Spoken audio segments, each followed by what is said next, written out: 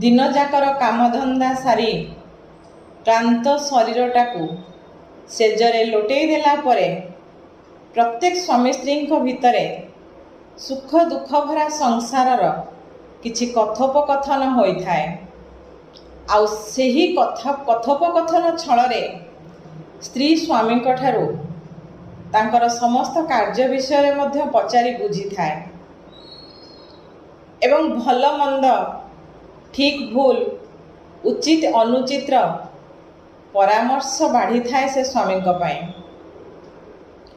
एवं शेष भगवान पाखरे स्वामी सर्वकुशल कामना करी निद्रा जाई थाए।